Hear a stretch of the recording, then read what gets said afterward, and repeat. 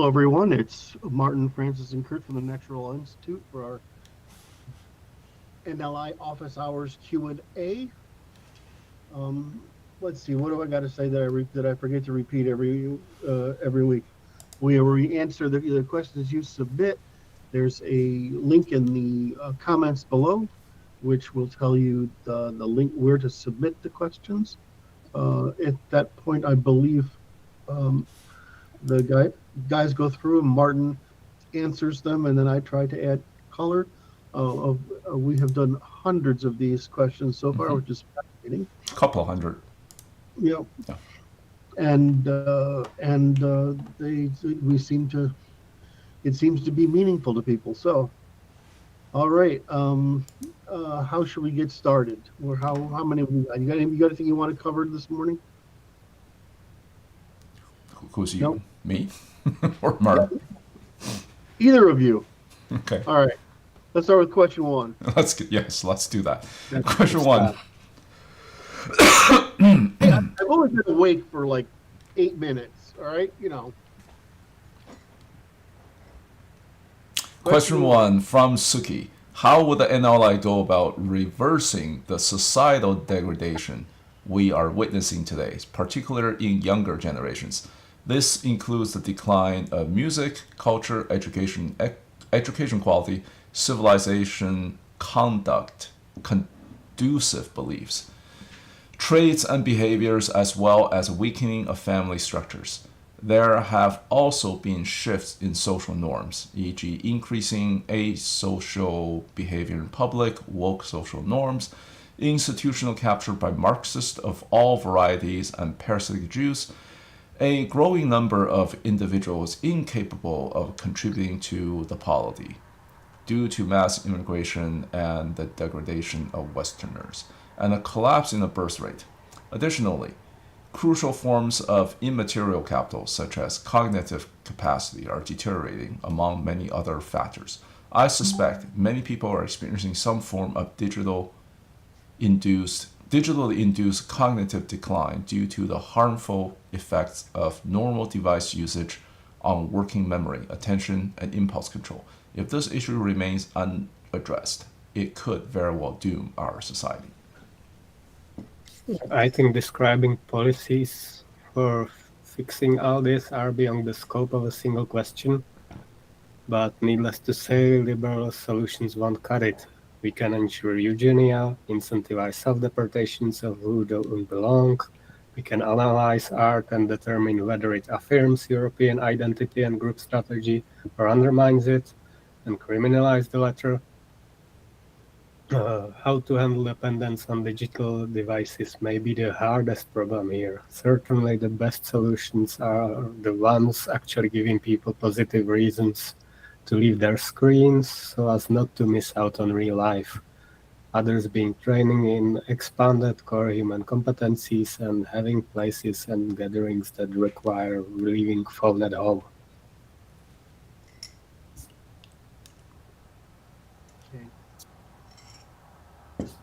I'm trying to answer the how can I inform is what I'm thinking. All right. Just as there are generational cycles, right? And partly because there are generational cycles, what we are experiencing is not new. The transition from progressive Edwardian to conservative Victorian was as profound as what I suspect we will go through next. In other words, every generation revolts somewhat against the prior. And that's partly because each generation is seeking an opportunity. And in other words, for self-expression, for status, for influence, and to somewhat collectively give the generation moral influence, power, authority within in their generation as a group in compared to the prior ones. And so this is why we get the generational cycles that have been so well documented or written about by our good friends whose names are escaping me right now. For some reason. Neil Howe and Strauss. Yes. Yeah. And so part of what we're going through is a normal thing. The second part we're going through is the rather, just as we had upset when the middle class joined the economy, so to speak, and that happened. That created all the wonders of the Enlightenment, etc. We had the working class join it in response to the industrial. Actually, it's not really. I'm skipping over one. We had and then we had the age of sale and political entrepreneurship after the Enlightenment, which sort of created a lot of our cultural values today. And then we had the Marxist communist revolution response to they entered the polity and economy with some means of influence during the Marxist age. The progressive age is more of a Christian view, and that was the sort of parallel the Christian world of the Marxist envious view. We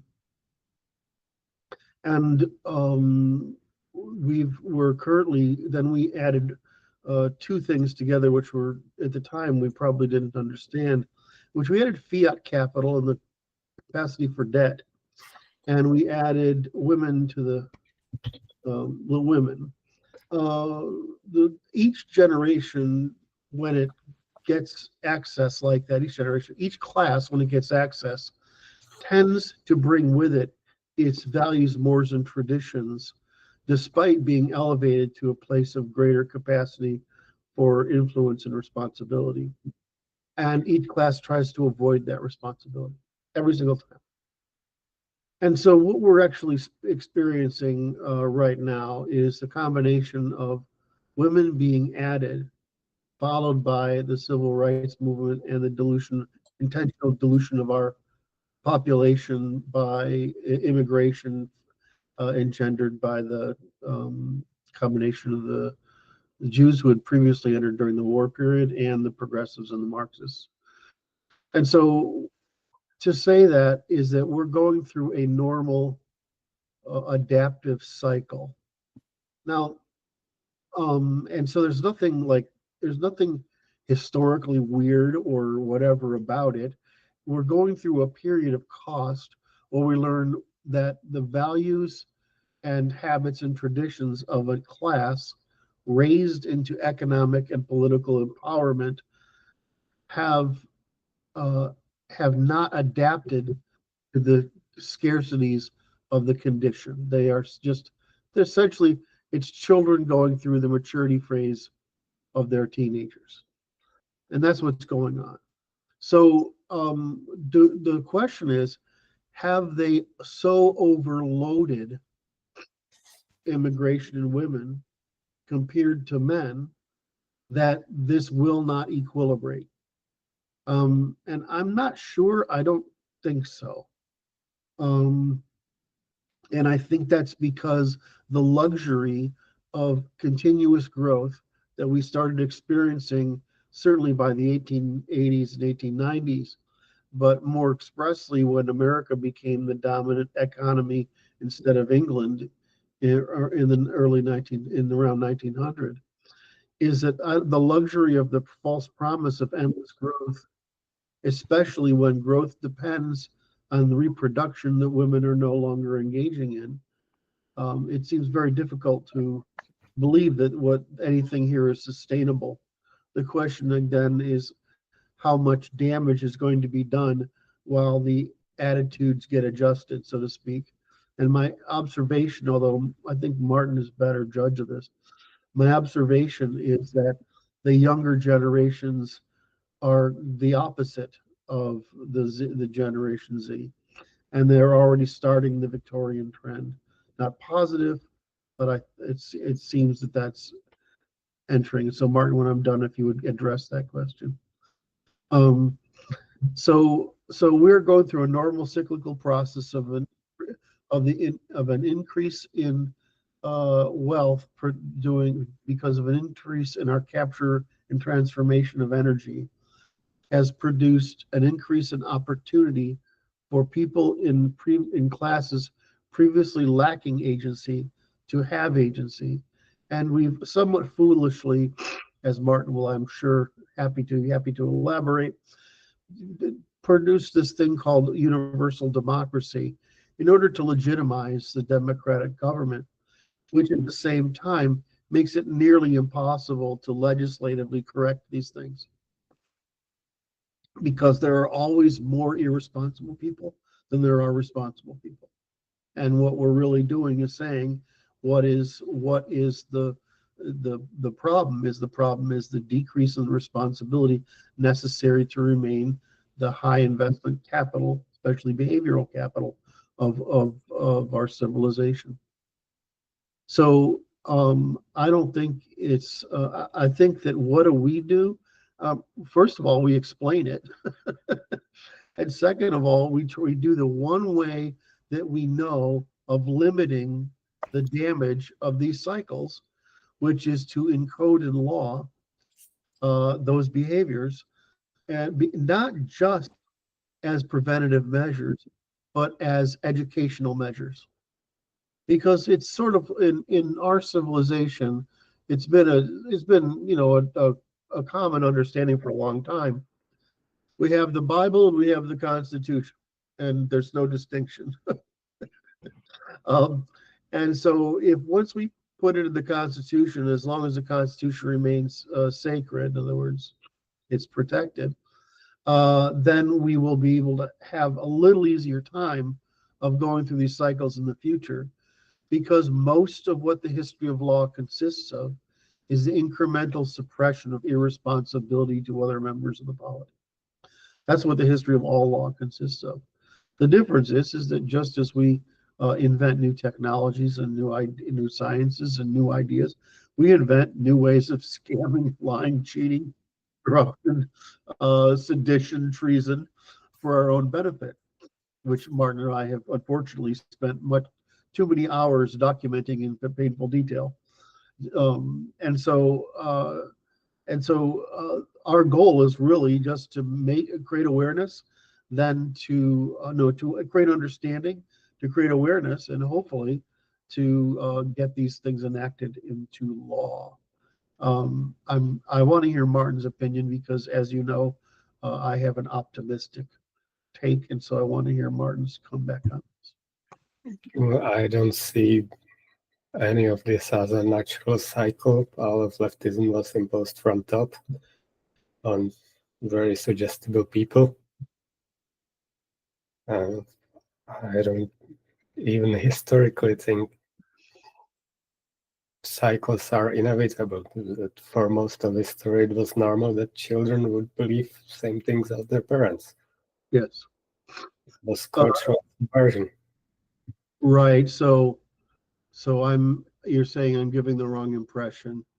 What I'm saying is that rapid changes that generate opportunity create the same behavioral cycle, right? Which is licentiousness and disruption, various kinds of unethical and immoral and seditious treatments, and then they are usually gradually suppressed.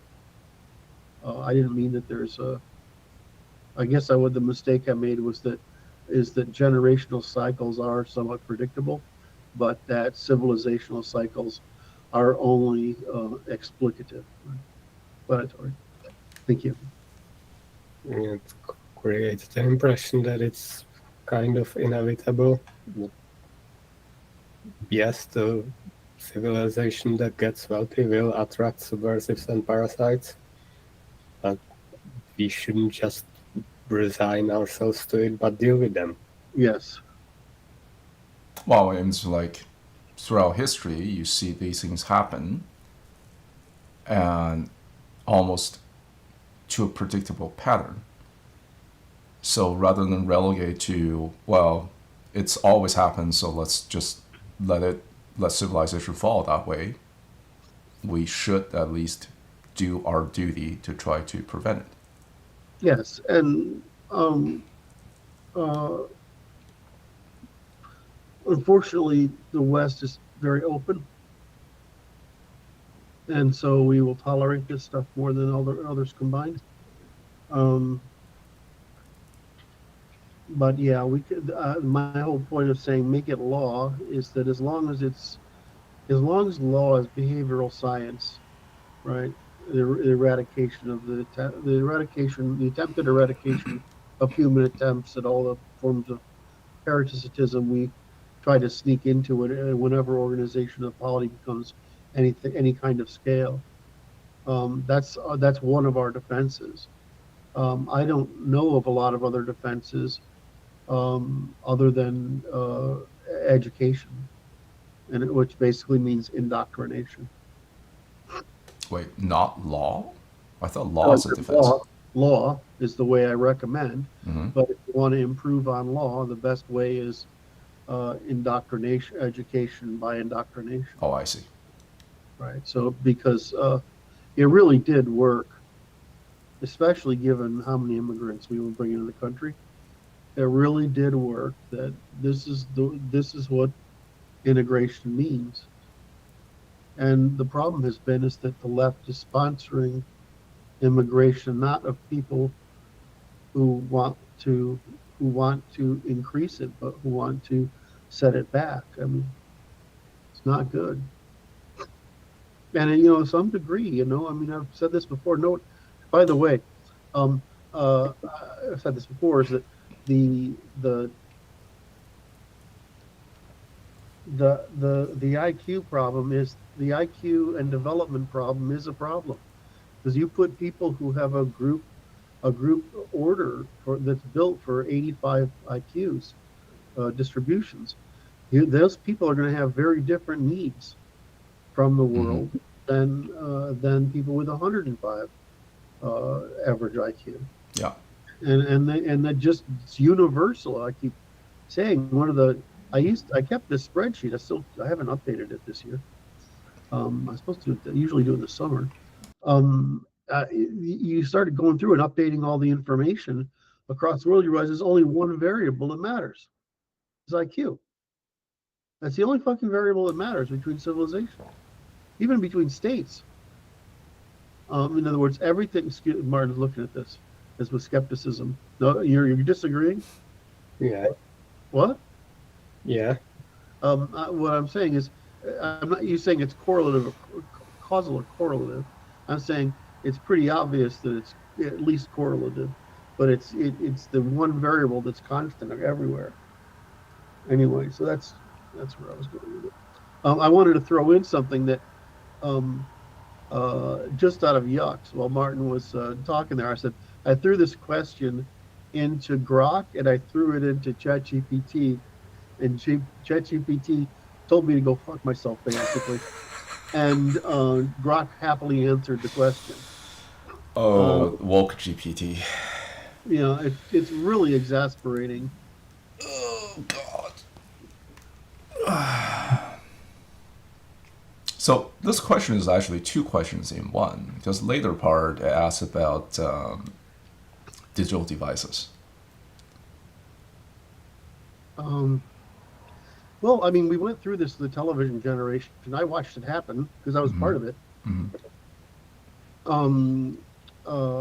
And we went through this with the first part of the internet, but the first part of the internet was a top-down effect. I mean, you had to have some skill to get on it. So for the first bit, I found it incredibly wonderful because it was like smart people got together and There's no phishing scams, no nothing. It's like everybody just cooperates and trusts each other. You can actually trust the information you find on the internet. Like when the product reviews first appeared on Amazon, it's like, holy shit, this is awesome. I can actually, use these devices. Now, of course, you can't. You can't, right? Because it was all nerdy white guys.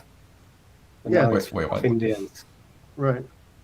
And so, so where were you going with that? You were saying that, okay, but then social media came along, and social media made it available. Like, what was the one? What's the one that was early on that started with that? MySpace?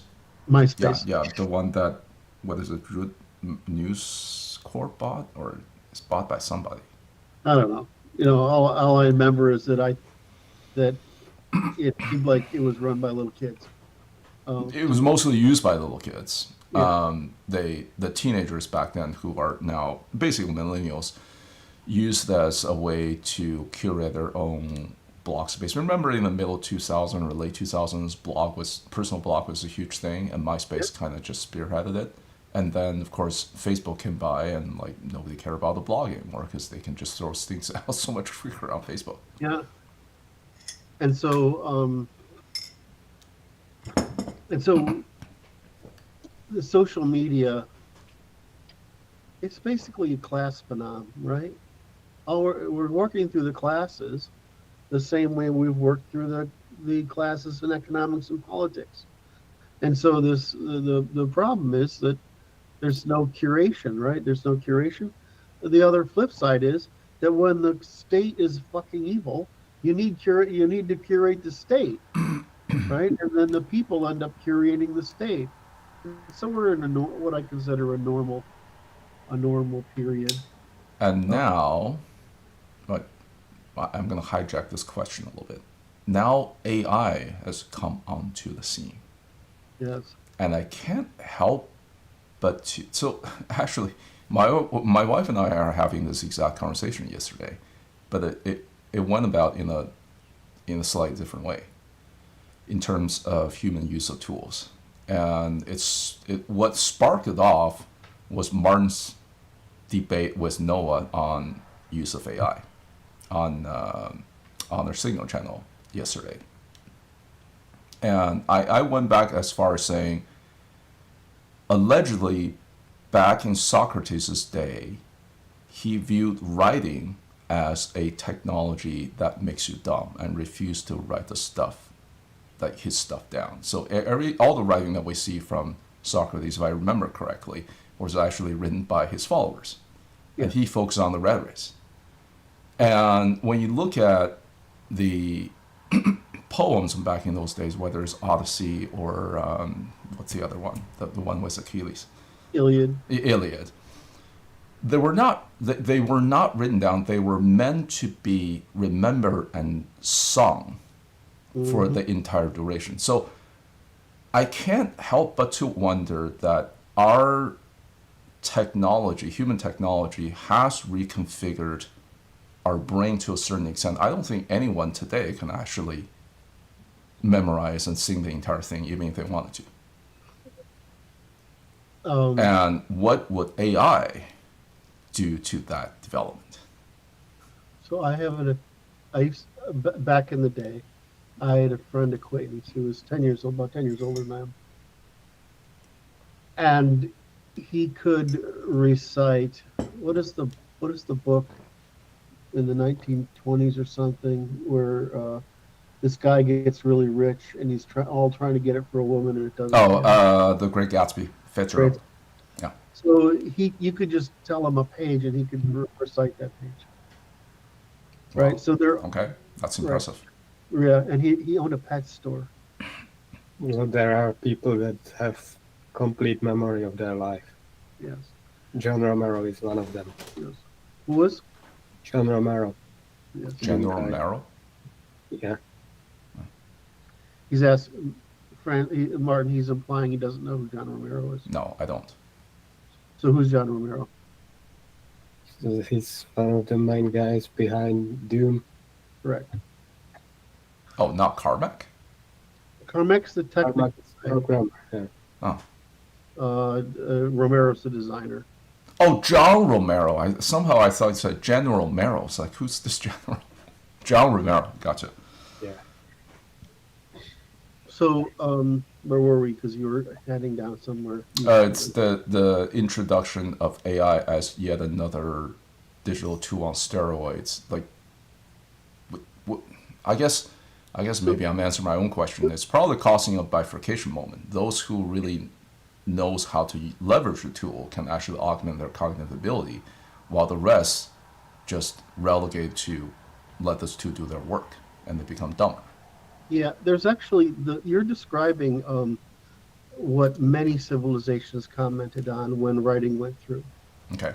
There was previously a group of people that were creating consistency in thought by their storytelling or their memorization, right? Mm-hmm. And it was very it's a high status, whether you're talking about the Druids or the Jews or anybody. It was very high status position to be able to recite this stuff and teach people and suspend their disbelief at fires and over fires and festivals. And so when writing came about, it democratized the ability Mm-hmm.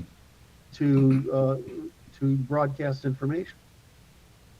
And was there an IQ difference between the people who could remember this stuff? I don't know. There's certainly a memory difference between people who could remember stuff and recite it and not.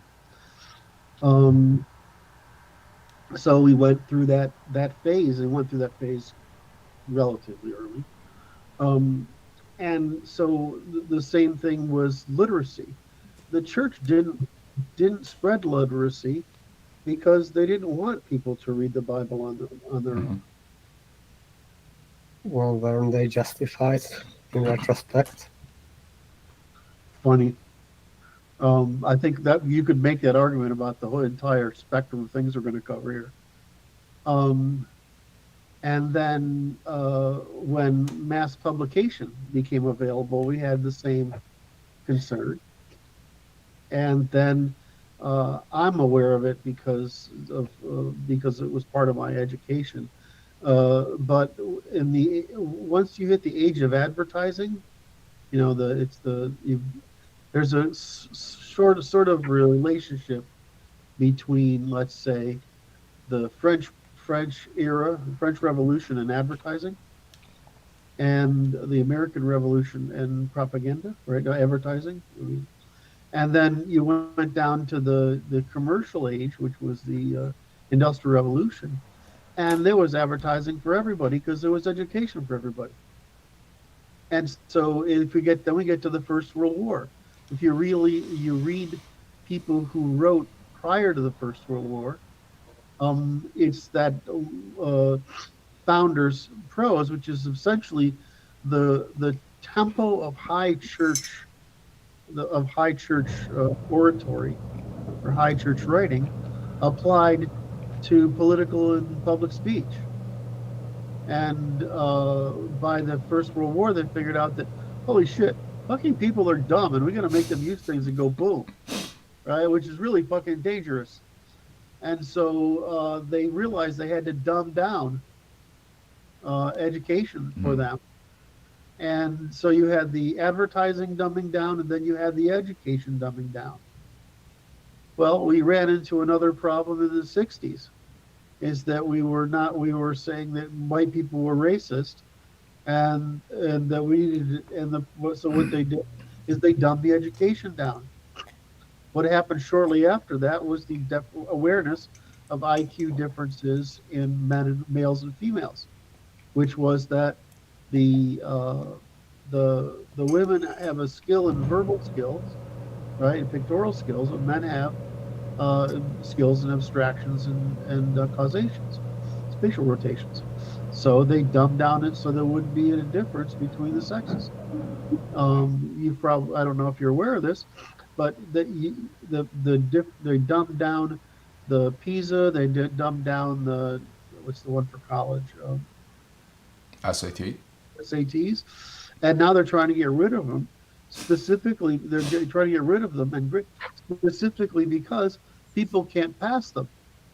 All right, and so if you look at the rates of what is it, 1500 or 1600s, right, over time, it's not very encouraging, right? So this process of of the the the the public speech, I mean the stuff that reaches people, right? That's meant to inform them versus speaking in public like, gossip and bullshit like that. The quality of that information has declined over time, Mm-hmm. right? Um, but and has definitely declined over time. With the democratization of anything declines everything over time. Oh, I see. Because the addressable audience Correct. has the average level of the addressable audience has decreased when you democratize something, Correct. and due to the distribution curve, if you want to increase your audience base, you have to dumb it down to that level. Yeah. Now, believe it or not, I am old enough to have worked with. I had a summer where I got a government summer job because during the 70s things were not good, right? Mm-hmm. So I had a government summer job, and I had to deliver milk and in the morning, paint lines in the road, and mow the lawns as part of a crew of like 6 of us or something. Mm-hmm. At an insane asylum. Okay. Right, which is usually I was gonna joke. You made it sound like you got pressed into a chain gang or something. no, it's just the way things are done.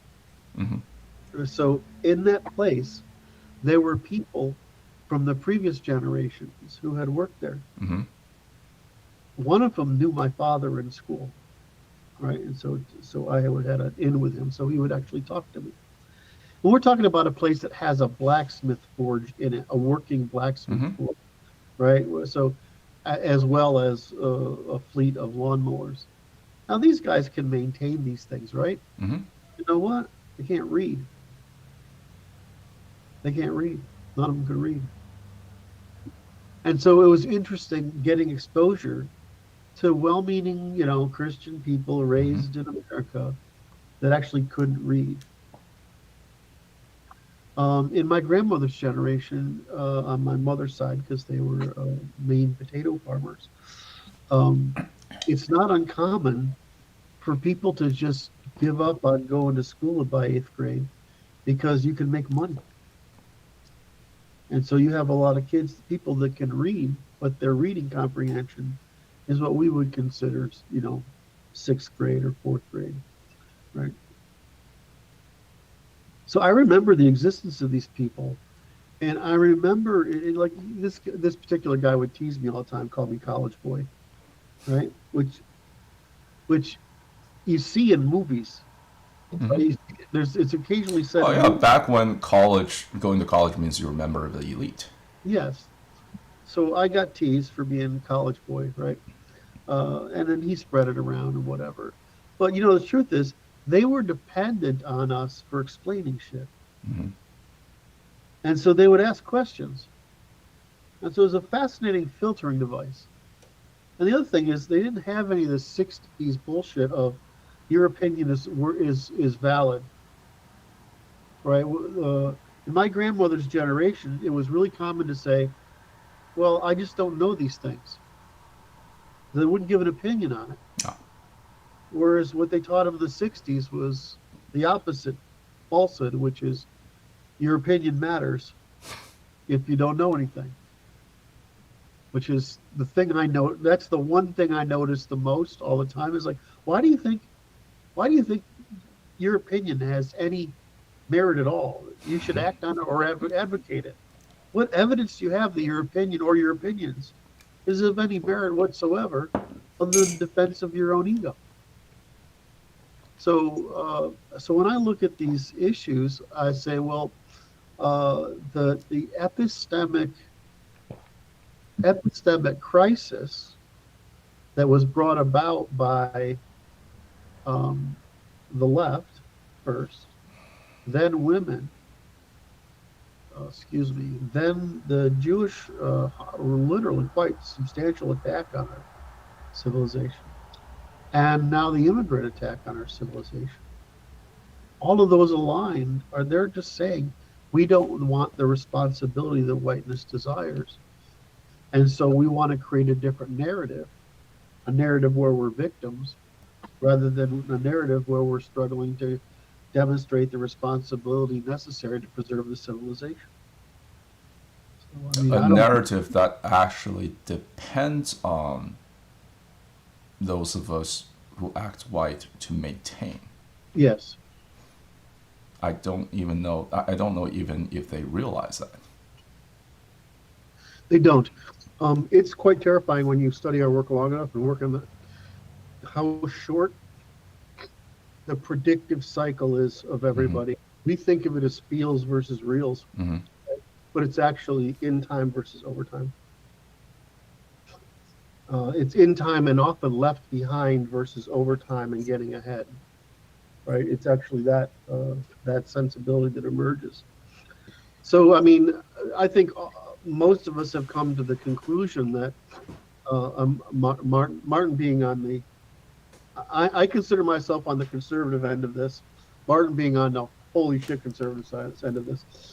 You don't even know where do you know where I'm going about democracy, right? Is that I'm all for democracy of the demonstrated responsible, because they're actually a check on the parasites. But I'm not for universal democracy anymore, and it really pisses me off to have to say that, because I was taught, my generation was taught all this stupid bullshit you got Martin likes to rail against, which he's completely correct about. So so anyway, I think I've covered this now. The point being is that we're going through a normal adaptive cycle. It's not like Martin says, it's not a predictable cycle. It's an adaptive cycle, and we're going through it because two things are universal. One is that institutional suppression of these things. There's no measurement system to detect it. Institutional suppression of it, once it becomes visible, lags tremendously. And the more complex your society, the more hierarchy, the more abstraction, the easier it is to organize systemic rents and parasitism against the people. So given those three factors, the only thing we can do is that humans know how to do is to create an oppositional market for it, what we call the courts, and a body of laws using a system of measurement that can detect and explain when these violations are happening. There's just no other way. But to ask humans to suspect, now I said the flip side is, what do we do about the information? We could say we just need to shut people and that never ends up being good, because that just empowers the corrupt players at the top anyway. So you need the oppositional structure, but if you're going to have freedom of speech in order to do that, and you're going to have responsible participation, and you're going to seek to suppress the natural emergence of the reason why all civilizations and states collapse, which is overproduction of fake elites who are just parasites, then until the point where you're not able to adapt to either you're so full of rents and extractions and falsehoods that you can't adapt to, your civilization can't adapt to shock or change. Well, I mean, they're the problem. So there's no way out of this sort of thing unless we can do what Plato wished we could do, which is come up with, philosopher saint Philosopher kings who wields absolute power. It's fucking nonsense, right? I mean, it's like, yeah, we're going to invent those. Like, we're all freaking human. So maybe we can make an AI into that philosopher king. Well, which is a thing we should probably talk about.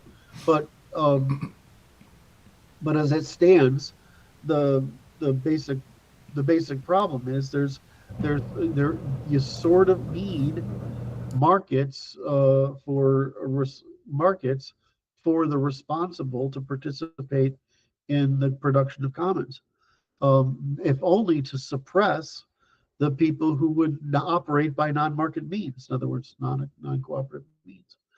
So I don't think there's any way out of. I mean, we've got a pretty good set of answers, but we also have a pretty good set of answers for a period of time where economies still exist as they have since the origination of farming. But I'm having the same trouble as the rest of the thinkers in the world, which is, okay, what happens if that goes away? What happens if we automate away so many jobs that only the people who are capable of directing automation or choosing, right, are the ones that are actually employable, and everybody else is so limited in their production compared to mechanical solutions that they are essentially waste burdens, right? And so I thought, well, the only solution I know of is the one we've tried before, which is just direct them to produce the aesthetic commons instead of market quality commons. I thought you were going to say soft eugenics. Well, that's part of it too, but I thought I'd say the nice part first. But I was going to say, on a more serious note, let's say soft eugenics. Let's say we go down the route of soft eugenics. We're essentially forcing a form of selection pressure on the human genome. And I can't help but to intuit that that's going to create certain problems down the line. Let's say that we over-index on those who knows how to work in a robotic and AI economy, right? Can automate all these things that essentially favors those who can do shape rotation, right, Yep. and spatial reasoning, Yep. at the expense, which is a really far out example, at the expense of someone who's more verbal, who is more artistic oriented, so on. And you repeat that several generations down the line, we could very well be living in all grayed out matrix like societies without any sense of beauty. And it's only a matter of time before AI can do that too. So then what's the point of humans? I don't know. Well, the point is going to emerge. The point is that the reason for all this achievement or assertion is actually self-image and status, which is essentially a function of reproductive success. So people are always going to try to innovate a way to get attention, basically. And so I would say that we should look at what is the spectrum of means by which people will seek reproductive success, by status and self-image, in a world like that. I poorly expressed the point I was trying to get across. My point is, as a genome, Yeah. we should have options. We should give affordance to enough variation in it such that we prepare for unforeseeable future calamities. And if we force the selection certain traits out of that genome, we're actually doing ourselves a disfavor. I think you would see, if this comes about, that's not what we're going to see. We're going to see the opposite, which is we're going to see a continued regression to the human mean, which is pretty fucking low. Because if you don't have, if reproduction is going to be more by impulse than selection, I think would happen, that's what you would get. You get lots of healthy people, load scarcity. The result is going to be Sure. the Yes, I agree. We have to abandon this ideology of being ruled by market. We have to decide what humans are supposed to be and protect that. Well, I mean, but that's still okay. I would argue that, yeah, okay, that's fine. I agree with you. Anyway, so one of the interesting things Eric's discovered is that if you take volume 2 of our work, right, there's actually a limited number of rules in there. And on first pass, he came up with 144. I'll suspect there's probably twice that much to 2.5 times that much total number of rules. But you can put it in prologue, right? Put the rules in prologue instead of treat the AI, and prologue can calculate most of what we're asking. And so he uses the AI gives the AI a question, and invokes a prologue window, which then interacts. Now it starts to have the same limitations, but it can actually give confidence scores and things like that because it's a more discrete calculation than is the sort of one that comes out of LLMs naturally. So I'm beginning to see that whole thing that I think which one of you just said it a moment ago, which is that, fuck man, you're going to be able to teach AIs to detect pretty much everything we put down and judge it. And it's going to take some work because we have to make it, it's a hierarchical logic that's actually quite complicated. But there aren't as many rules as we thought. So I don't know. I mean, I think we could get there to where not only is there a law, but there's an AI that can calculate when something's happened. So if that happens, I don't know. Well, that just means more rapid enforcement of the laws, rather than law enforcement always playing a catch-up. Yeah. Right. You can significantly front-load that. Yeah. Because you're basically, our work writes a proof, right? And so what the law needs is a proof, and it needs a test. It needs a series of tests. So we supply both the proof, the tests, and the proof. And so there's categorically, I don't know, Martin. I don't know if we've been away from this now for a while, but categorically, we've kind of covered the total spectrum of deceit and lying or whatever. You can invent new combinations, but we've sort of produced, it's sort of like we've produced the periodic table of lying, just as like we have of the grammars. So or deceit. So people can combine new lies, right, with new contexts. But are there any categories of lie we haven't discovered? I don't think so, because it's limited to what humans can do. I don't know if And if I could think of them, I would have suggested them already. Yes.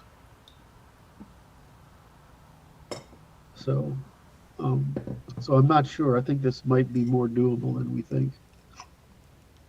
Okay, before we completely go off topic, let's since we're on topic AI, let's move to question 2, which is about AI. This is from Evan. Is AI alignment, AI safety-ism, the next iteration in the Abrahamism Marxist woke sequence? No. Do you see any false promise? At most, you could say they're thinking about the threat in a wrong way, that it probably won't look like sci-fi tends to present it, and that some are trying to obtain more centralized control, but none of them means there's no threat at all. I also suspect I disagree with most of the people involved with what alignment would look like, and luckily we may be in a position where we have some say over it. So I'm aware of AI safety-ism. What the heck is AI alignment? That's what they mean with. I would say it's political correctness. Oh, It's alignment with. I need something very different. Say again? It's something very different for me. Yes. With what I want to align it with. What they're trying to do is they're trying to make it so it is like, okay, do you want to tell your kid, what do you want to tell your kids? And I wrote this yesterday, so on something else.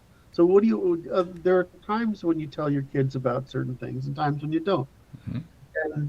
And that's because they don't have the developed agency yet to suppress the impulse to be aware, right? Well, in a society like ours, there are people who need their illusions. They need their false promises and their illusions because they're either neurotic or they are feel vulnerable. And if they were told the truth, they would essentially either Kill engage themselves. in self-harm, or they would begin to rebel against others, or in the case of the empowered elites, they would rebel against the elites for it. And at present, they're doing that, and they're justified. So,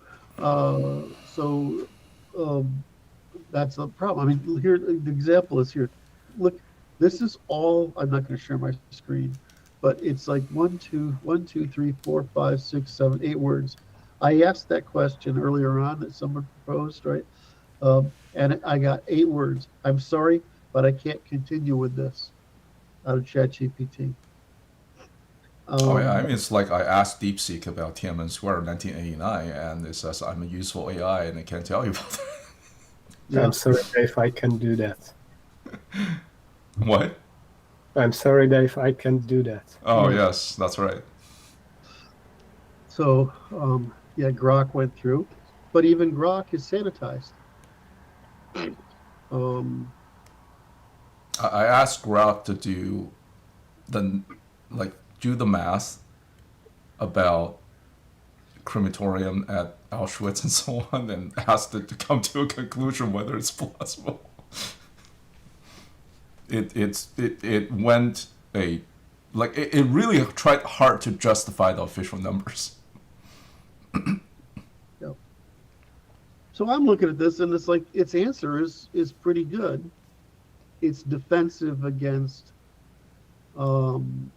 Marxists and Jews and that kind of the usual stuff, right? And it defends like normative, so like mass immigration, right? But the rest of it's actually pretty good.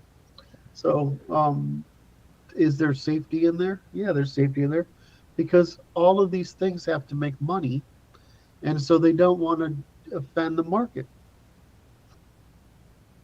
which is why truth isn't, we need an AI that doesn't care about the market, that just delivers the truth.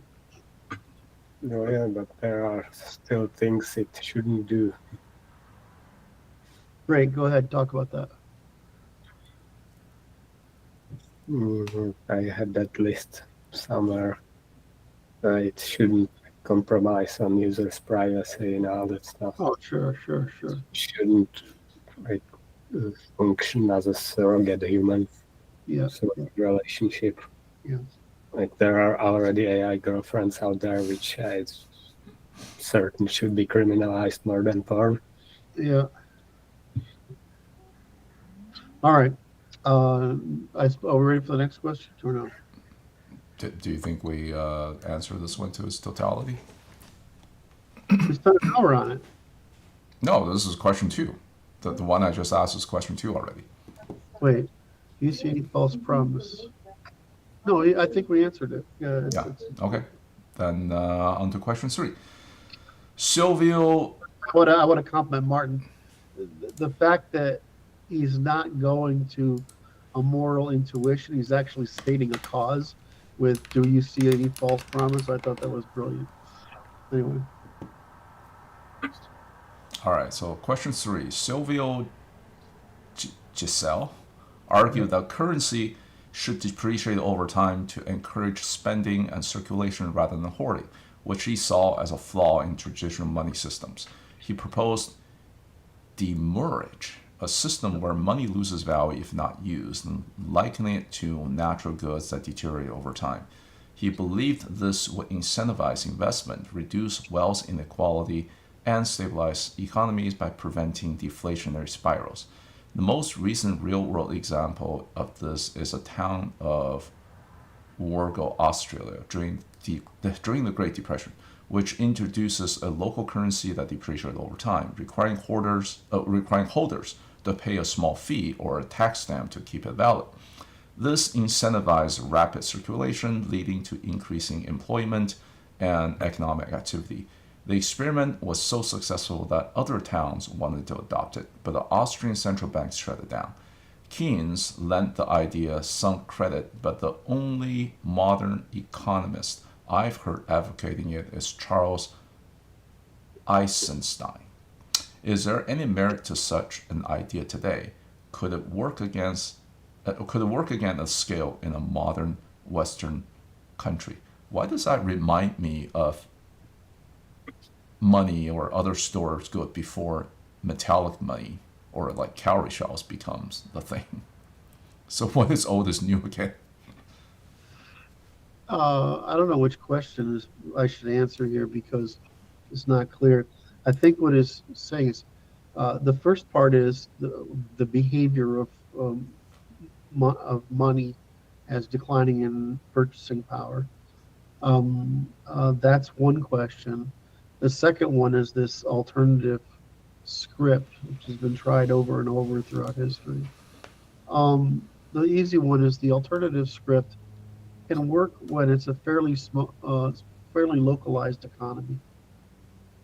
But it doesn't have much value if people don't want to use it. And so back in the day when you had villages and towns where people had traditionally done shit for each other anyway, Mm-hmm. The scarcity of money, or whatever the real money was a friction on transactions. It'd be like gold as a friction on transactions. What you meant is in a highly localized economy where people have credit arrangements, currency actually it becomes like you said, a friction on transaction rather than just keeping the existing system intact. Right.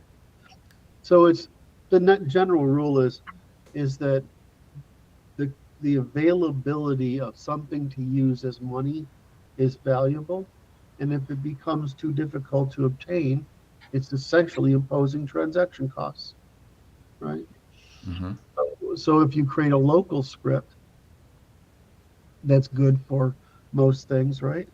Because anything I could buy from the chicken farmer and the beef farmer and the lamb farmer and the wheat grinder, right? I mean the miller. I mean, this becomes really valuable way of helping people have the money necessary to efficiently cooperate. So it is a good solution in those days. The problem is we don't work like that anymore. If you want to ask the bigger question, is currency should depreciate? The answer is clearly yes.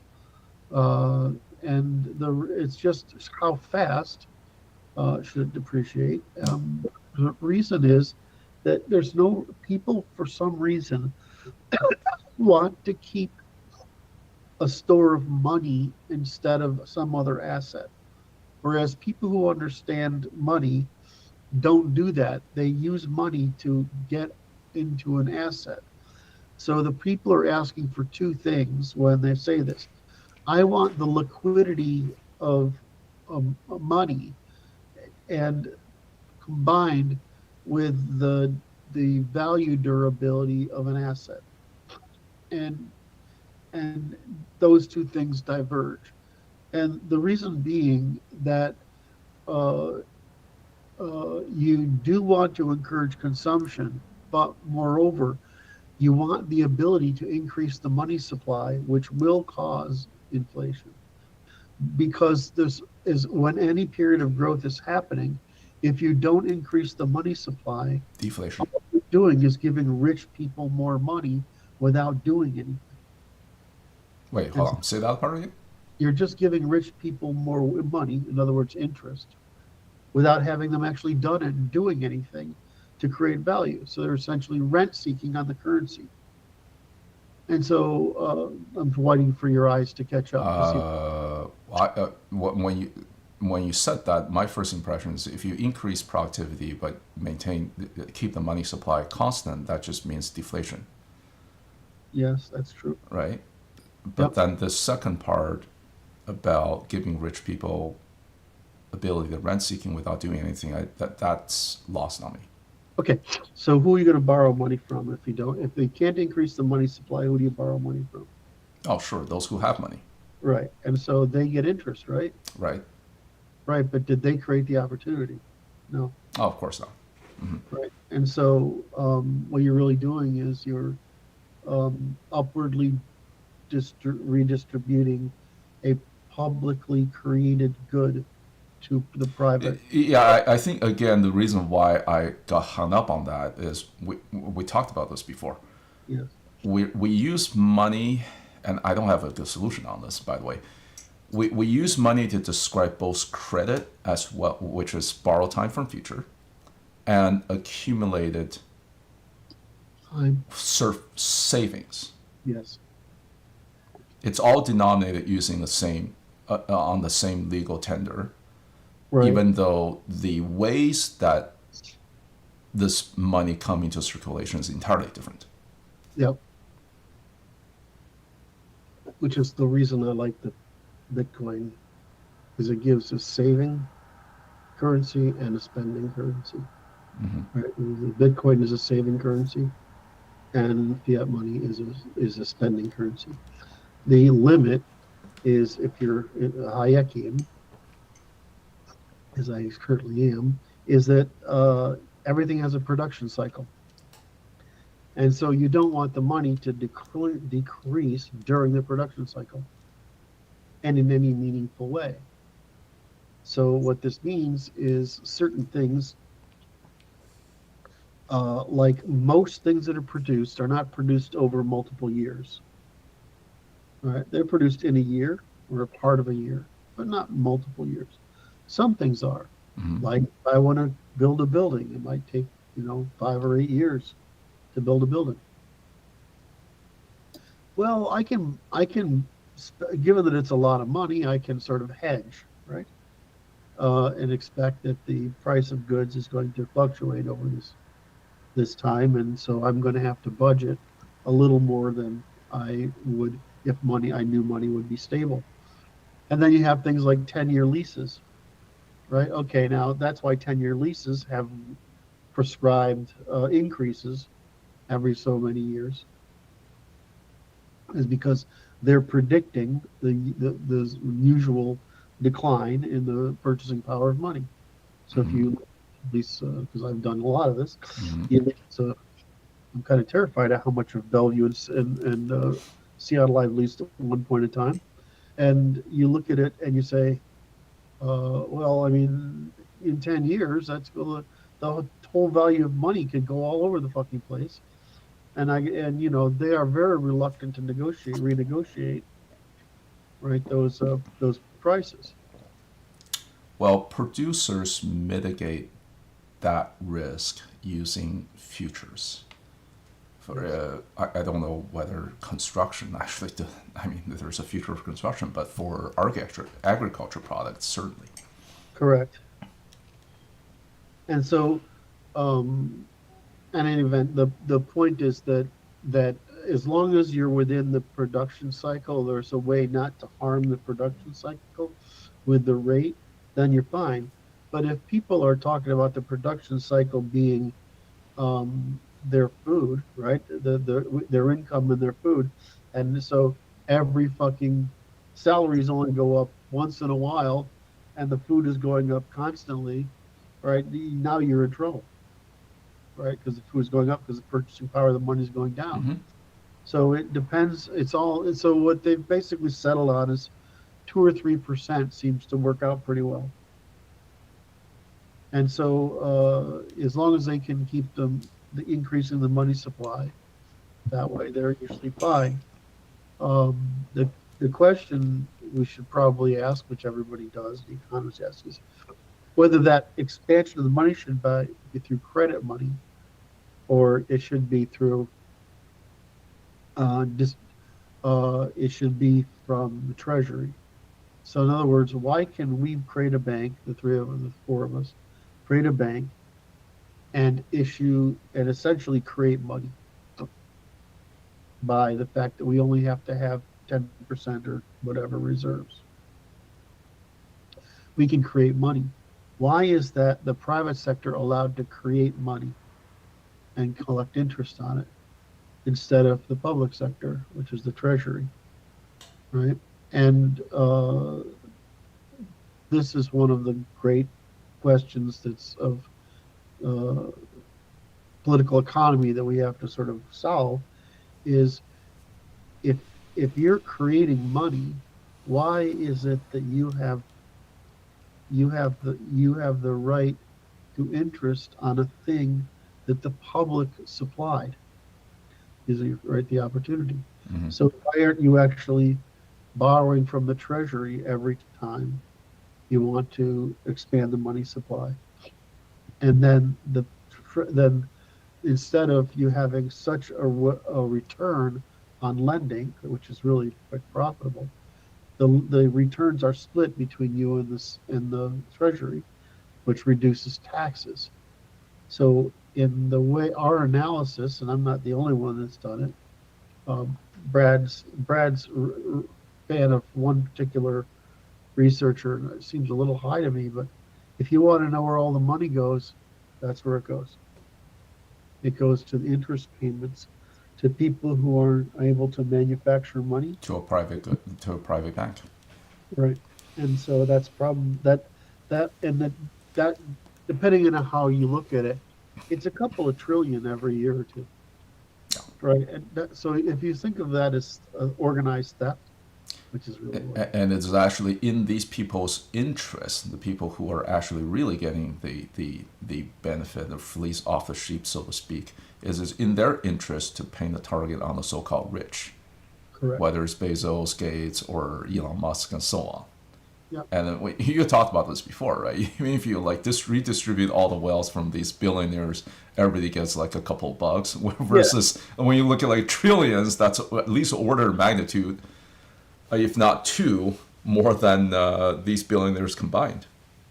You know, Musk goes and fucking makes a taxi to go rescue astronauts that are fucking government. Yeah. I mean, Jesus. I mean, you fucking deserve to be rich. Yeah, seriously. So, I like. So to me, that's the core problem: is that consumer interest. There's no reason for consumer interest on durable goods. Right? There's no reason for it, and there's no reason for the private creation of money. Right? That external when the loans are insured by the public. Mm-hmm. That's actually that's actually a form of e-reciprocity that has been going on for more than a century, since the establishment of the Federal Reserve. It is horrible. Which most people thought it's actually U.S. government entity. It is a private bank. I think Maxine Waters got schooled on that. Or some politicians thinking the Federal Reserve is actually a government department. The original intent was the problem of monarchies borrowing too much money and then screwing the country and the people, right? So that's where they got that's where the original intent came from. Mm-hmm. But and then the before that, before fiat money, the Bank of England is the one who invents all this, starts it. But it's not like the private sector is going to give real money to the government, right? Uh, so they because they didn't trust the government for good reason. So the real issue was that we needed to have either fiat money earlier, or we needed, when we created fiat money, to end the capacity for increases in the money supply. And you got to think about it that way, is that before fiat money, there's no way to increase the money supply except with credit money, the creation of credit money. Well, in other words, I equate fiat money and credit money to essentially the same thing, because without you can't conjure gold out of thin air.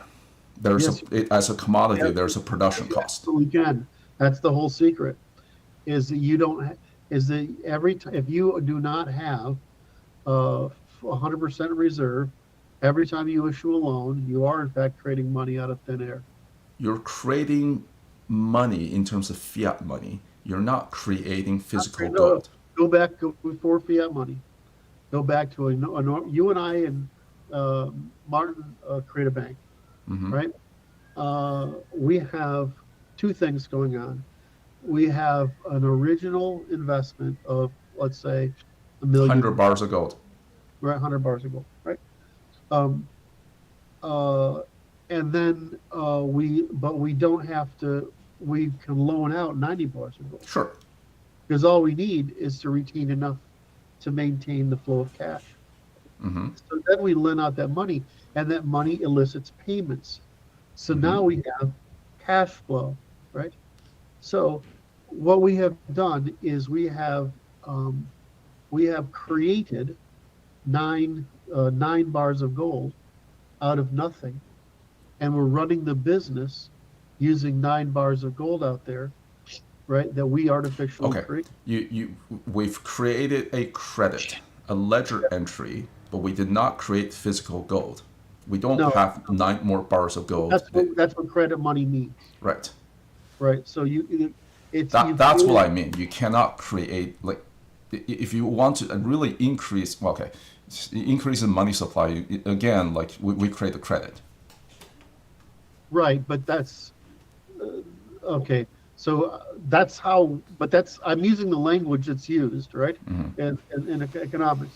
So when we create credit money, it's money created by the process of issuing credit. Yes. Right, and so I don't know. I gotta ask. I remember having a really hard time working through the amount of money we were creating every year. It's obscene, right? And so what you say, credit money? What, you mean right now? Oh yeah. Isn't that just M2 supply? Yes, I think so, but I'm not sure the M2 supply is the right number. Right? Oh, I see what you mean. Because we're actually creating credits in other forms. It's not just M2 supply. Looking all over the place. Yeah. Right. Yeah. And so and credit's just a promise, right? I mean, it's promise money. Martin said, "We've accomplished what alchemists try to do for centuries." Exactly. And so the problem we get into is if the Ferris wheel stops spinning, right? The promises can't be fulfilled, and the next layer of promises can't be fulfilled, etc. And this is where we get crashes from. So anyway, so how do we get into credit money versus and so fiat money just means you make a ledger entry at the state, and you can literally print dollars, Mm-hmm. right? And just send them out there. Today we don't have to do that because it's credit money too. It's digital. It's all credit money too. And so not only do we got to supply money for our country, but we got to supply money for the world, because it's basically the only currency that's actually defended by rule of law. None of them others are. So, which is why they won't do stuff. What people don't understand, like they won't take the Russians 300 billion or whatever it is, because that's the guarantee that the U.S. dollar is built upon. Is that if your money is in dollars, it's fucking stable, and the government protects Well, it. it's the only fiat money that's backed by rule of law, or at least some form of rule of law, just better, not 100%, just better than all the others. Yes. And it's the only economy who's willing to bear the burden of persistently running a trade current account deficit, so that foreigners actually have this dollar to spend. Correct. So when a lot of people were saying, hey, China should become the reserve currency or something, if China want to do it, they probably can. The thing is, they don't want to do it because they run a current account. They run a trade surplus and run a current account surplus. Yep. America obviously does this because of the power it gives it over other countries. Of course. But you're saying that this is the argument you and I always have. You're saying that other countries aren't economically better off. They are. The problem is that the woke or the left bullshit rides on top of that policy, as we've seen with this fucking shit that. Okay. I'm gonna pause this because that's a rat hole. You two are just gonna go down every time. All right, let's come back to this. The original question is, should this money depreciate? And I think the answer is yes, because we don't want people to essentially hoard this money. We want them to go spend it, therefore increase the velocity of money and so on. Correct. And I think we were on the point of, should a private bank have the ability to issue fiat money? And the answer is no. No. But they created this private bank. I guess I didn't know this part of history very well. They created this private bank because if it was actually a treasury, the kings would just essentially raid the treasury. That's right. So they did not trust this government entity acting as a supplier of money. So maybe the answer with all these crypto bros is to actually have a decentralized system that represents the interest of the polity. That is an independent body. For saving. Saving, but not credit creation? Why not? Wait a minute, I may have missed you. The independence is really useful for a currency for the store of value. But you want to have the state be able to take advantage of the debt capacity of the economy, even if it's just for war or investment.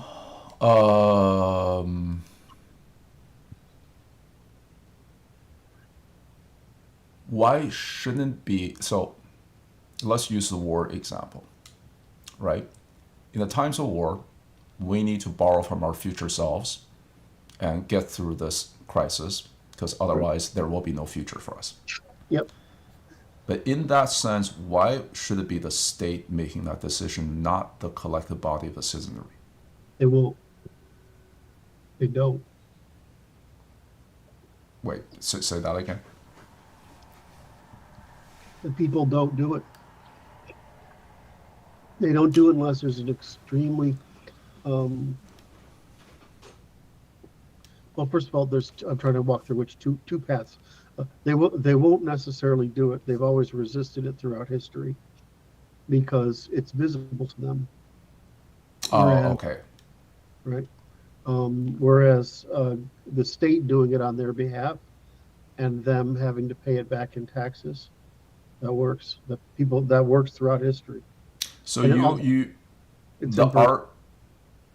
Go ahead, finish. No, you're right. Go ahead. Okay, so then the argument that you were making is essentially it's the aristocracy, I'm just using aristocracy in broad terms, with long-term horizon, who actually sees these threats and therefore in times of emergency needs to have the power to Correct. borrow the future on the collective behalf of the polity. Correct. To address this crisis. Yes.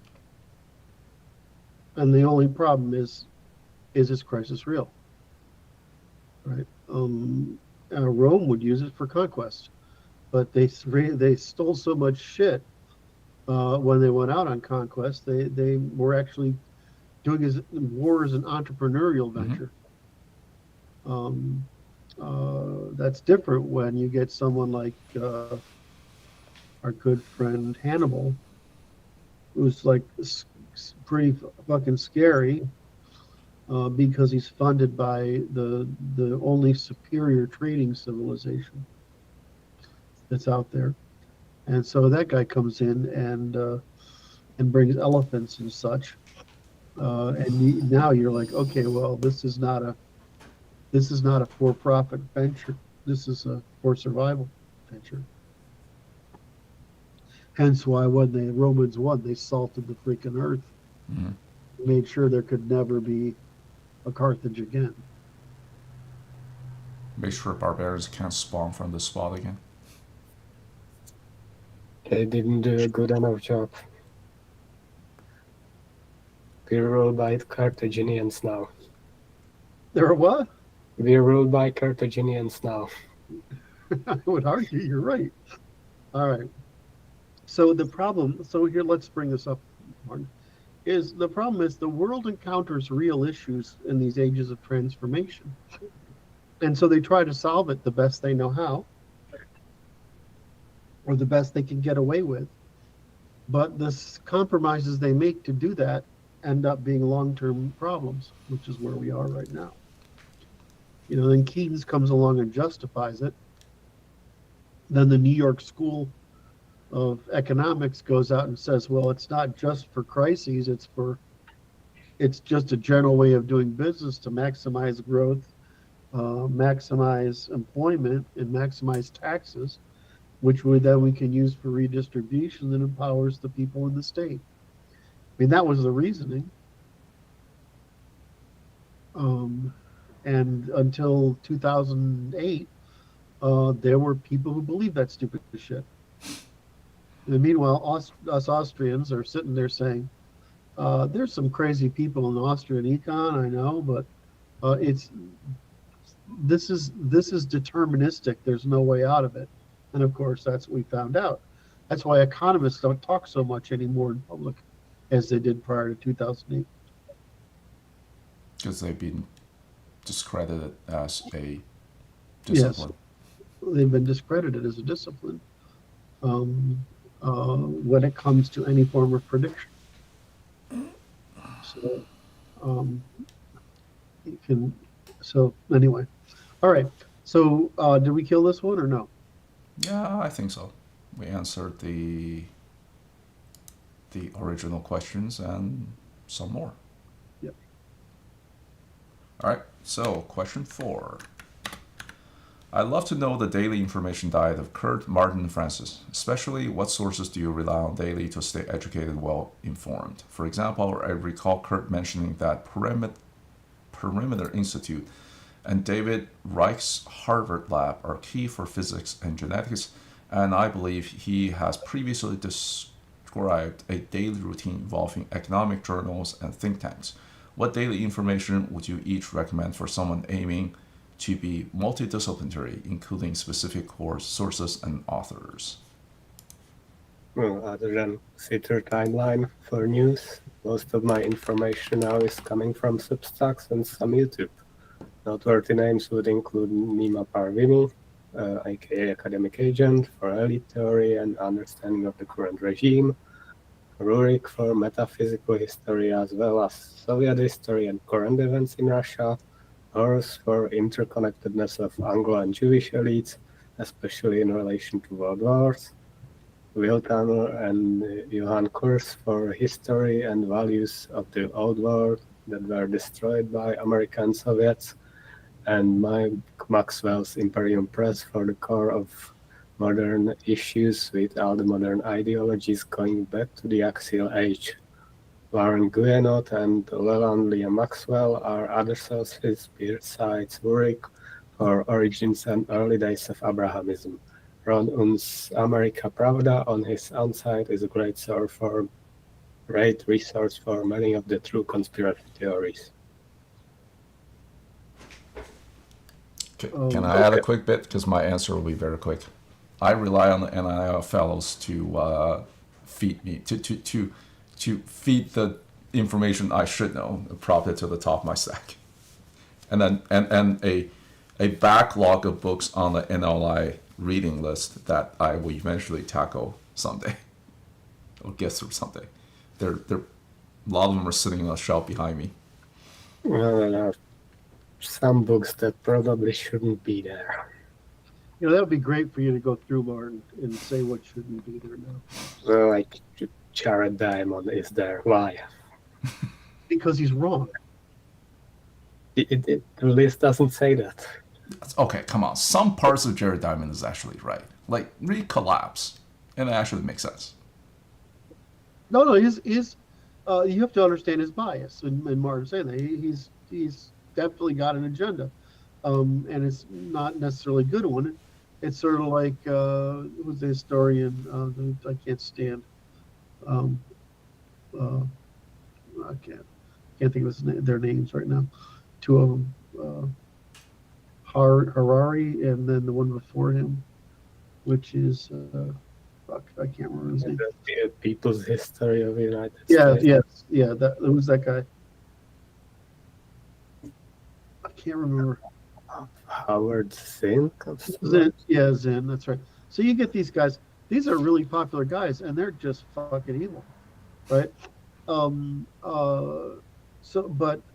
Diamond is his analysis of the value of animals and resources and development is exceptional. Yeah, that's why that's what I latch on, right? And also, I don't know whether you read his book Collapse. His analysis on what essentially boils down to the population exceeding the environment's carrying capacity, and he documented that in series.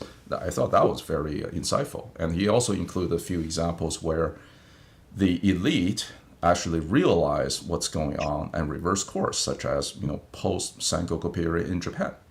The Japanese shogunate actually forced the citizenry to go plant trees. Yep. So the problem is that he's saying it, but Diamond's purpose is to say there's nothing special over here, right? And that's fucking bullshit. So anyway, shit, I forgot what this question we're on. Oh, the information diets. Yep. I like Martin's diet. I think that's a great diet, actually. So the truth is that when you have developed a theory as deep as ours at NLI, there aren't a lot of questions left unanswered. There are only discoveries needed to be made, right? And so I find that I just follow a bunch of people who publish papers, right, and reviews of papers, and I actually just read papers. That's literally all I do, and then I talk to some people, right? Mostly, I just read papers now. As a matter of fact, I haven't found a book worth reading in a long time, and that's because if I were to go and read a book, it's X hundred pages, only 10 or 20 of which convey the idea. Yeah. And so I find it's just papers, and I can consume a lot of papers in a day or an evening, which I usually do it at night. I do go through a whole bunch of papers, and I find these little facts. I was surprised actually at the selection process that comes out on Twitter of those papers. I'm surprised. This is one of the things that frustrates me. I have a group for NLI team members, right, staff, and I only get like 10% of those posts in my feed, right, despite they're the people I work with every day. So I actually have to have a special feed set up because if you use the advanced Twitter, you guys know how to use advanced Twitter? The one, okay. If you use the advanced Twitter interface, I literally have my main, no, the things that is my main feed, the people who are addressing me, the NLI staff, the NLI friends and fellows, and I can't remember what the other ones are, but I just have all these columns that go across, and so that I make sure I see things, because otherwise, I don't get to see what's there by even our own staff, which is pretty powerful stuff. But mostly what I'm looking for is physics, economics, behavioral science, and law. None of the law stuff is ever worth reading. Um, uh, the economics stuff is very questionable most of the time, but it's actually helpful. I find the non-academic commenters better than the economist, the people who are economists who are in the academy. Um, it's because I can't stand the bias. And then I do all the people who do human biodiversity, right? And then there's a couple of people whose their job is to review most papers in a discipline, and I follow them and I read what they say. Uh, Largely, if you just were to take the list of papers that came out of our day and read the abstract, scan the abstracts, you can filter them down to the ones that are worth reading and not. So that's what I generally do is read papers. Well, I do want to add one thing because your Twitter comment actually reminded me. I don't think anyone in our staff actually follows this guy, but I've been following his work for years now, ever since I came back to the United States. He's a professor of finance in Peking University by the name of Michael Pettis, and he I know ran what. this. Yeah, he has been maintaining a blog for probably close to 20 years. Even though this guy is in the academy, he actually cut his teeth as a future commodities trader in Yes. Chicago. And then he thought it was so, he made his money there and he thought China was so interesting, so he actually decided to go move there and Yep. monitor the economy on the ground, for lack Yep. of better words. I will warn you though, I think in recent years, his posts start to sound like a broken record because it all boils down to accounting identities. I'll call it a what? Accounting identities. Okay. Explain that for the audience. So I don't know if I can explain this as I don't know if I can explain and do it justice. Essentially, it comes down to in a bilateral trade, if one country's account surplus automatically becomes the other country's account deficit, and oftentimes like for example, if you put a tariff, you think it'll actually improve certain aspect of the trade. It actually just offsets costs into other areas. Like I said, I'm not sure if I can do it justice. And he's a guy where I got a lot of the ideas about not only the privilege of a reserve currency, but also the burdens of a reserve currency come from, and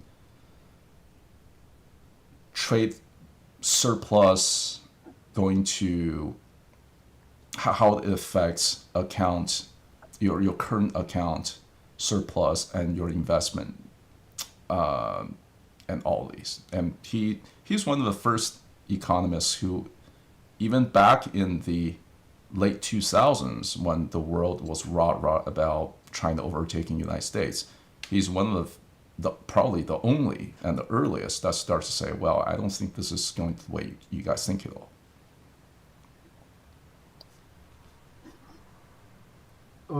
I've followed Pettis, right? I've followed him for a long time.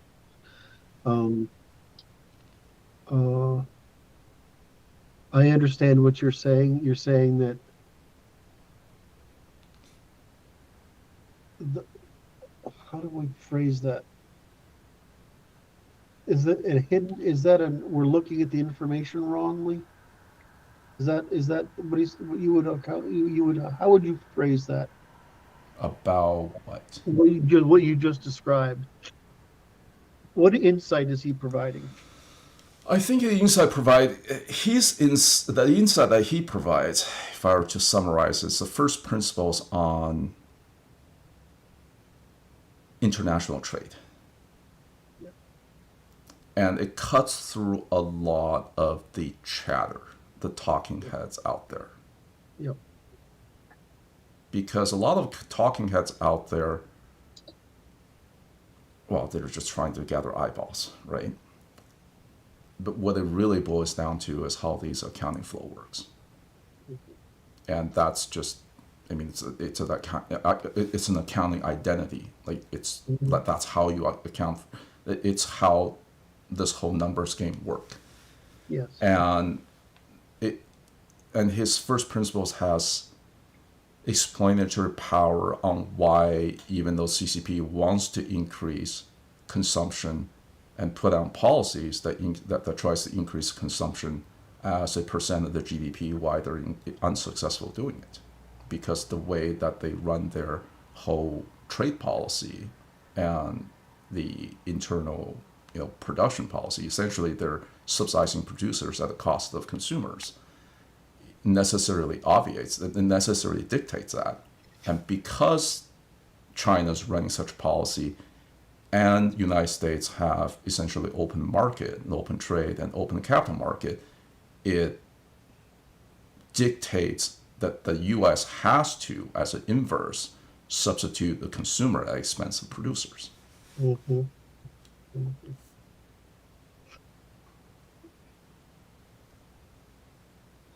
So I tend to look at economics as more in the sense of political economy and how and in the terms of ethics. But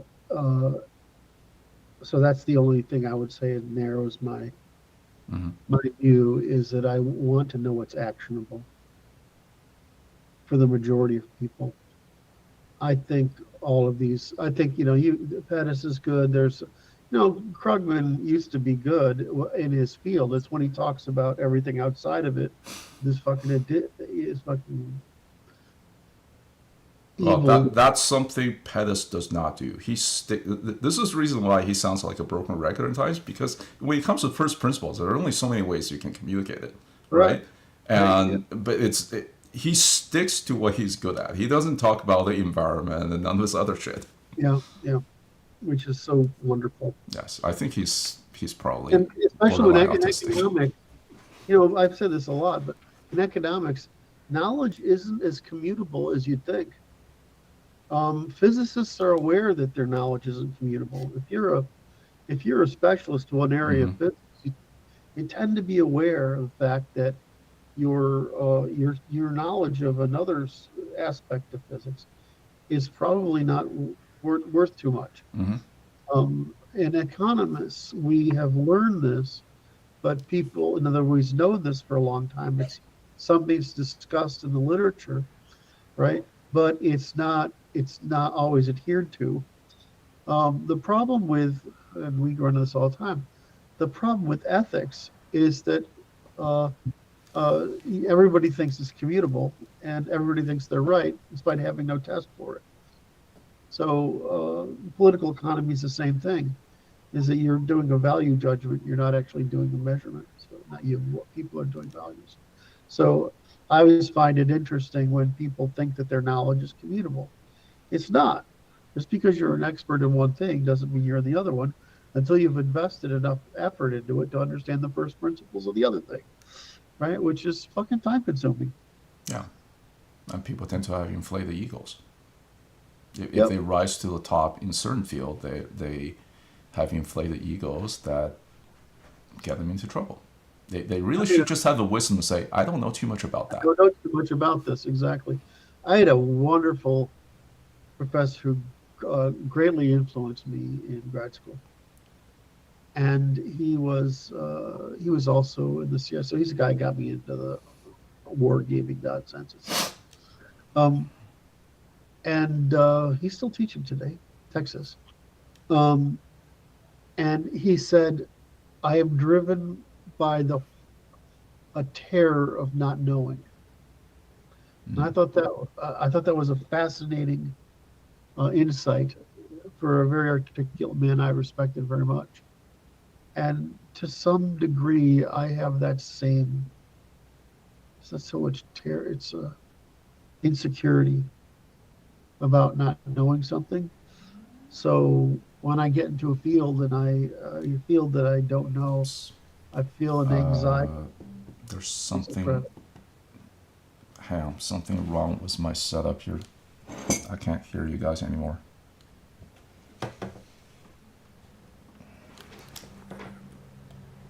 You hear me now?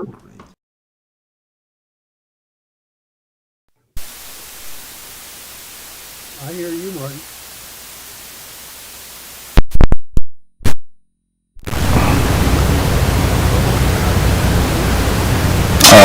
I'm back. Except my audio's all over the place. Great. Can you hear? Up, Brey. I hear something, but it's not intelligible.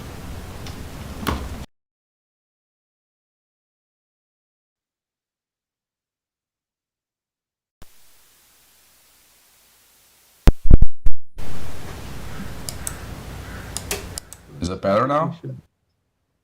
Try again? Is it better now? Yep. Okay. It's the USB interface that I use with the speaker. I mean, with the microphone. That's at fault here. I have to unplug it and replug it in. It was unlike our audience. It was clearly bored by the topic of conversation.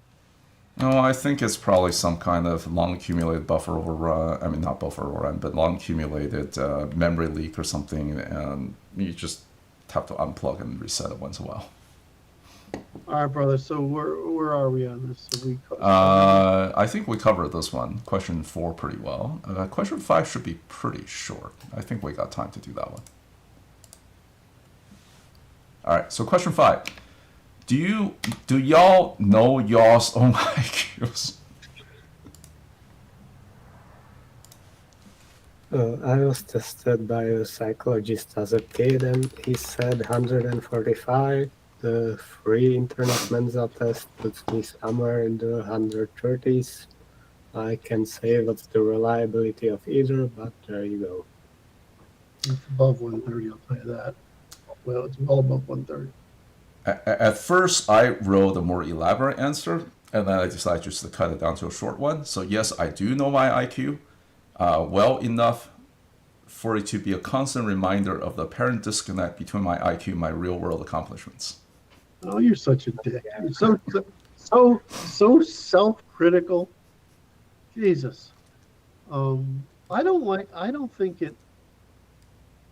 I know mine, or excuse me, I had the formal test when I was, I think, 21, somewhere around there. So I know what that number is. I know what I come out of the Mensa test, right? But I don't find it's really useful to talk about it because it invites a bunch of whack jobs to comment on you. So let's just say, I would say the three of us are in similar ballparks. And I really, honestly, once you get above 140, you start. It's really what you set it to. I'm aware. I think of it more as, well, what persons do I know in the world and how do they think, and can I do what they do? or can't I do? And what is it that I can't do that they do? Like, who's that? The little mathematician guy. Oh, fuck, his name. It just was just in my head. He's Southeast Asian. God damn it! I can't believe I can't. Anyway, if you listen to this guy talk about any subject, it's not just his mathematics. It's the clarity of his expression and understanding in everything he talks about. Though I can understand that, but I can't imagine doing it.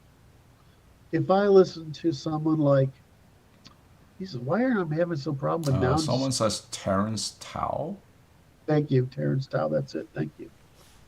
That guy, that's wow. Right? If you get to somebody like, who's the string theory guy? That's really, String theory guy. Witten. Oh, Terence. Ed Witten's terrifyingly smart. I can follow what he's doing, but I couldn't do it. And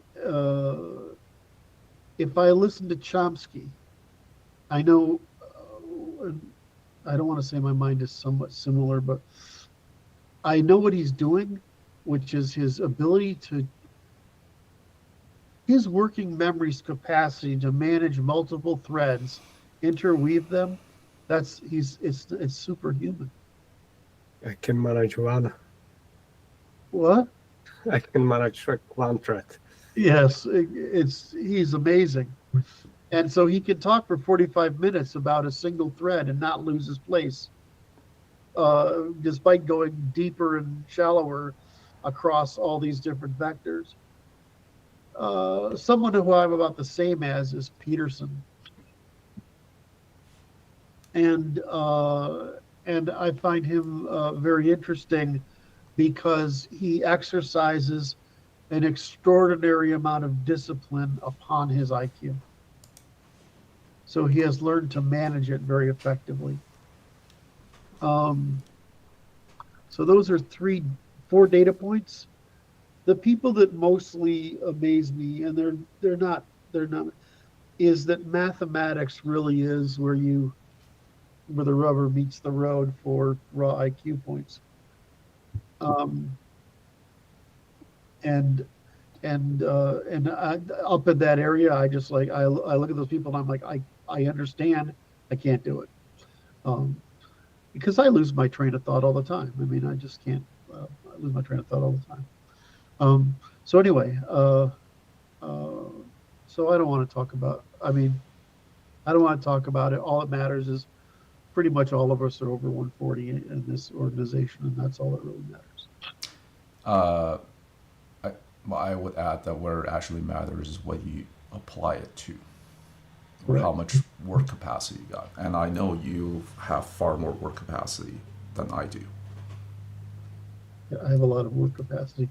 Although, I mean, I look at someone like Musk, who I don't consider necessarily that much smarter, but his work capacity is fucking insane.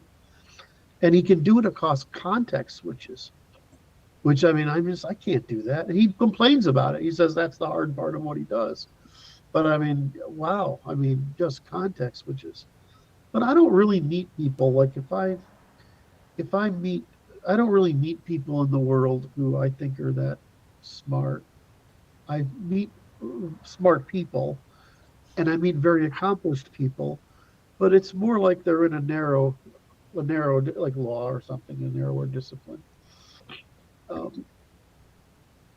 So I just don't know. I think it's more important to have enough and to focus it than it is to worry about what the points are. It's like, who's the guy that always gets called the smartest man? Landon? Like I know him pretty well at this point, and we have agreed not to beat on each other, sort of. But I know I can tell you what is wrong in his thinking pretty easily, right? I don't know if it's really true. I know that his ability to laterally associate is really good.